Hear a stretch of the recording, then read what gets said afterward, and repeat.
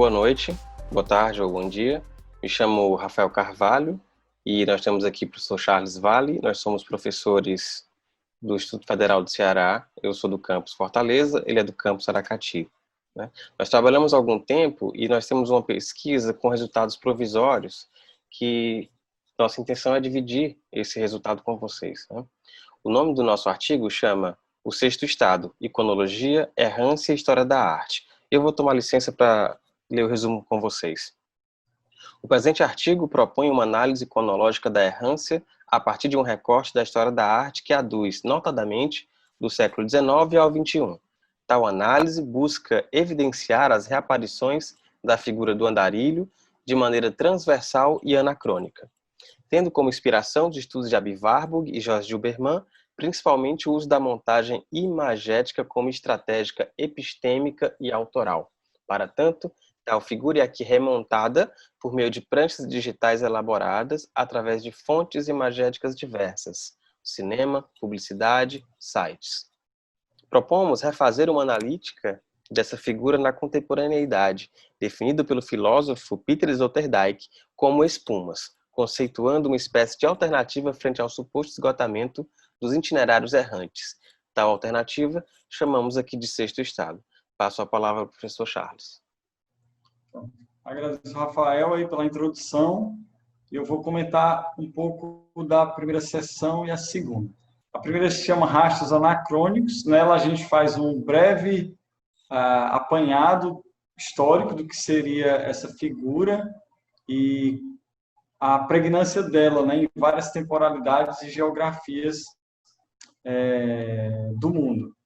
Então, a gente usa, sobretudo, aí o pensador Michel Onfray. Então, ele vai resgatar, sei lá, desde a Bíblia, ele vai perceber na figura de Caim e Abel já essa dicotomia fundacional do humano, que é o sedentarismo e o nomadismo. E ele percebe uma dinâmica bem interessante que atravessa toda a história, né, e várias culturas da humanidade, certo? Na segunda sessão, se o Rafael puder passar, a segunda sessão do artigo, a gente chamou de Entre o Quarto e o Quinto Estado. A gente tenta focar mais entre o século XVIII, o século XIX, desculpa, e o XX, né? Principalmente com o pensador Ralph Waldo Emerson, do XIX, e o Hakim Bey, do século XX. Então, a ideia aí na verdade, criar um recorte, assim, bem ilustrativo dessa figura, né, que é o andarilho, e a pista é dada num artigo muito conhecido do Emerson, né, no século XIX, chamado Caminhar. E lá ele insinua que existiria um quarto estado, né, ao lado da igreja, do povo e do estado oficial, né, existiria um quarto estado que é constituído pelos andarilhos, essas figuras errantes, né. Em seguida, a gente observa, né, no rastro aí do Hakim Bey, que existe uma espécie de um quinto estado, né, de coisas que é dado pela emergência da internet. Então, o Hakim Bey, na esteira do Emerson, ele vai pensar uma espécie de saída ou resistência ao status quo, que é dado pela negação, por exemplo, da internet, né? Ele nota que a internet tem trazido muitos malefícios, né? E a andarilhagem seria uma dimensão humana que teria sido afetada por essa criação humana, né? Então, ele aponta lá até mesmo como possibilidade a resistência à internet. E aí seria resistir a esse novo formato, né, de mundo, seria constituir um verdadeiro Estado, que seria, no caso, um quinto Estado. Acho que basicamente é isso. Eu já passo para o Rafael a palavra. Agradeço, Charles. E nós temos aqui, seguindo esses passos, né, desses andarilhos, tanto de nível teórico ou nível prático, que até aqui nós comentamos e convidamos a leitura desde já, é essa viragem rumo a uma iconologia errante, né? E assim, o que é que nos interessa ao falar de iconologia errante? Primeiro que nós temos que citar o nome de Aby Warburg por pensar nessa iconologia. Nós acessamos iconologia a partir do Warburg, né? E tem um comentador, aliás, é também um teórico, e também tem um fazer plástico, e também epistêmico, que é o Didi Huberman, que ele vai nos deixar um contributo a partir da obra do Warburg, que tem a ver com a criação das pranchas, como esse fazer de fato que ele é epistêmico e também é poético, né? E é nessa viragem que a gente busca essa errância, né, de pensar e perceber esse corte transversal e anacrônico daquilo que sobrevive à figura do errante e na figura do errante, né?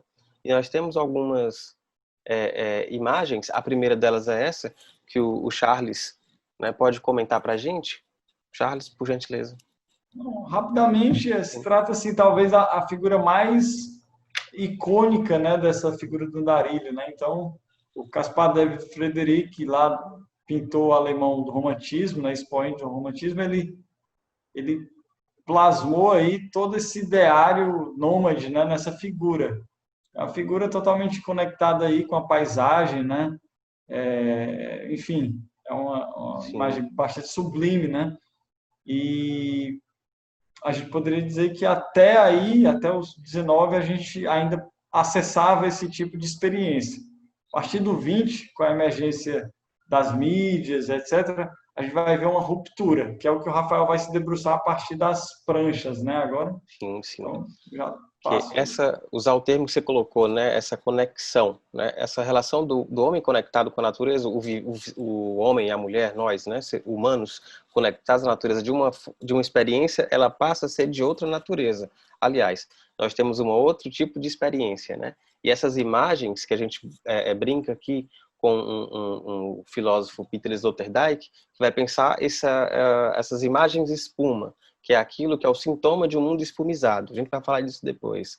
Ora, se primeiro nós temos essa imagem, que existe um tipo de experiência na natureza, com o andar, com o caminhar, com o exercer um tipo de relação estética com o mundo, aqui nós temos um outro tipo de relação estética com o mundo. Primeiro que a gente percebe aqui nessa imagem é que o celular invade pinturas. É uma campanha publicitária e que um artista coreano chamado Kim Dong-kyu coloca um smartphone na mão do andarilho. Ora, se eu deixo de perceber e experimentar esse lugar e tenho um outro tipo de conexão e conectividade com o mesmo, o que se torna explícito aqui nessa imagem é esse abandono desse andarilhar em detrimento de uma outra coisa, de uma outra postura. Claro que não fazemos aqui um juízo de valor, dizendo que isso é bom ou que isso é ruim. Isso é apenas diferente, né? E nós percebemos isso enquanto uma viragem, né? Uma transformação. E os comentários dessa rede social, que é possível ver num site específico, X, de atualidades internéticas, vão falar que essa imagem poderia ser um quadro, vão analisar de forma de como esse elemento da cultura visual consegue se relacionar com essas figuras que são tanto da história da arte e como da teoria, e sobretudo da história da arte, né? E nós temos aqui uma outra relação que se estabelece não mais da figura do andarilho, mas a figura daquele que vai colecionar algum tipo de situações que são apenas repetições, mas uma repetição sem criação, sem criatividade, né? Que no caso, né, a gente percebe que essas fotos, todas elas que estão numa rede social X, o Instagram, elas apresentam esse esvaziamento desse lugar, com esse tipo de ação que vai geolocalizar uma ausência, né?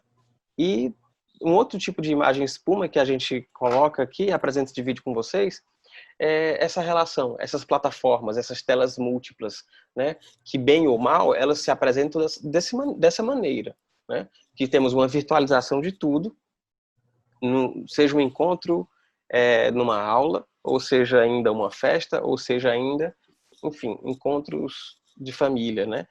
Por uma questão pandêmica, nós temos esse modo outro de agir, né? E aqui nós temos, Charles, se quiser também comentar, fica à vontade, nós temos falta um minuto. Acho que era o fechamento, Rafael. Vai ser bem rápido, né? E assim, nós para fecharmos, nós temos aqui essas imagens que elas se apresentam enquanto desse mundo, resultado de um mundo espumizado.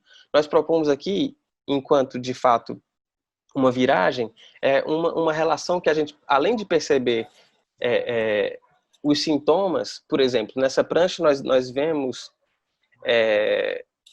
uma imagem, um frame aqui à direita, no canto direito superior, que é uma adaptação cinematográfica de uma HQ, que é a V de Vingança, e essa imagem, tanto em composição, tanto em repetição, enquanto farsa, né, ela está aqui, e enquanto tragédia também. Seja nesse ministro, quer dizer, nesse secretário da Incultura, o Alvin, né, que ele aparece numa transmissão falando a mesma fala do Goebbels, o ministro nazista da propaganda.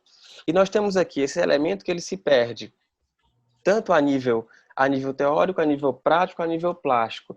Em detrimento dessa relação espumizada com o mundo, nós propomos que essa caminhada, além de ser uma caminhada física, ela pode ser também uma caminhada a nível teórico, a nível plástico e a nível prático em todas as maneiras, né? E propomos ainda que isso seja tomado enquanto um exercício autoplástico, em que essa virada se dê não mais enquanto não somos mais meros receptáculos de informação. Nós produzimos, e é nessa intenção de autoprodução, de uma autopoiese, de uma autoplástica, é aí que entra o que nós propomos enquanto um exercício rumo a esse sexto estado, ou essa nova ordem errante, que é retomada desses elementos enquanto partes de um exercício, para compor uma vida exercitante, não apenas no aspecto filosófico, não apenas no aspecto plástico, né? Mas de uma autoplástica. Acho que é nesse sentido que a gente tem essa virada aqui, e a nossa intenção, tanto plástica quanto poética, né? Que é rumo ao homo imunológicos, que é criar um outro tipo criar uma esfera de criatividade, de uma vida ativa, de um grande sim. E aí é isso. Por hora, estouramos o tempo, mas agradecemos. É isso.